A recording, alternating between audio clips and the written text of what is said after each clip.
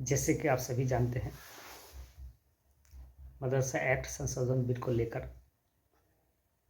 लगातार मीटिंग का दौर जारी हो गया है। साथियों, आज बात करेंगे उसी को लेकर। कल एक माननीय मंत्री अल्पसंख्यक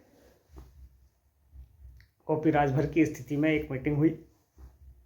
उसमें कौन कौन शामिल हुआ और किस उद्देश्य को लेकर ये मीटिंग हुई, आज उसी पर बात करने आए हैं। साथियों, वीडियो में अंत तक बने रहें और जो टीचर्स चैनल पर नए हैं, चैनल को सब्सक्राइब कर दें। साथियों, जैसे कि मैंने पूर्व में ही बताया था कि माननीय सर्वोच्च न्यायालय की गाइडलाइंस मदरसा एक्ट को रेगुलेट करने और उसमें संशोधन एक्ट को लेकर राज्य सरकार की जिम्मेदारी बढ़ गई है। साथियों, उसी क्रम को लेकर कल लखनऊ में एक अहम बैठक आयोजित की गई थी, जिसमें तमाम मदरसा के स्कॉलर, विद्वान लोग, जानकार लोग इसमें शामिल हुए। डायरेक्टर, डिप्टी डायरेक्टर, काफ़ी मदरसा संबंधित अल्पसंख्यक से योजना से संबंधित आला अधिकारी इस मीटिंग में मौजूद रहे। साथियों, इस मीटिंग का उद्देश्य स्पष्ट और क्लियर है। जैसे कि मैंने पूर्व में ही बताया था कि सरकार अमेंडमेंट बिल लाएगी, जिसके जरिए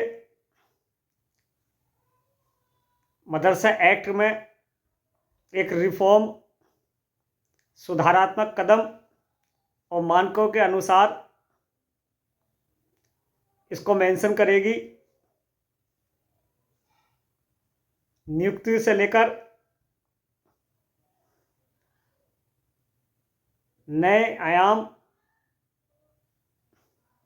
स्थापित होंगे इस एक्ट में। साथियों, अगर इस एक्ट में उत्तर प्रदेश के मदरसा आधुनिकीकरण योजना के अंतर्गत 7442 मदरसे शामिल होंगे, तो अपने आप में ये बहुत बड़ी उपलब्धि और कामयाबी होगी। संशोधन एक्ट का प्रारूप तैयार किया जा रहा है साथियों, और इसमें आधुनिकीकरण योजना की भागीदारी सुनिश्चित होना एक लाजमी बात है और होनी भी चाहिए।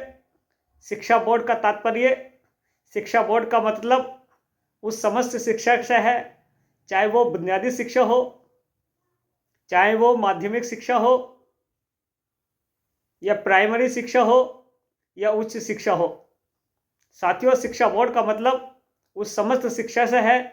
जो लोग अपने दिमाग में ये बात रखते हैं कि ये एडिट बोर्ड है, साथियों, आज हमारी एक अच्छी कोशिश और एक पहल ये है कि इस बोर्ड में, इस संशोधन बिल के जरिए उत्तर प्रदेश के सभी मदरसा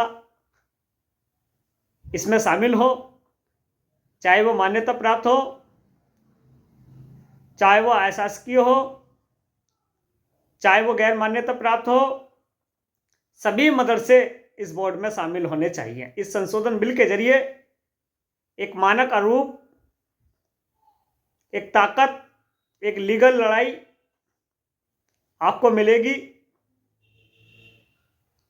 साथियों, अगर जनवरी के आखिर में या फरवरी के पहले हफ्ते में कैबिनेट में ये रखा जाता है, तो यकीनन उत्तर प्रदेश के 7442 मदरसों में कार्यरत 22,000 मदरसा टीचर्स को ये बहुत बड़ी उपलब्धि होगी। और हमारी पूरी कोशिश रहेगी साथियों कि इस संशोधन एक्ट के जरिए उत्तर प्रदेश के 7442 मदरसे शामिल हों। जैसे कि मैंने पूर्व में ही बताया था, मदरसा एक्ट राज्य की विधायी क्षमता के अंतर्गत आता है और ये विधानसभा और विधान परिषद में रखा जाएगा।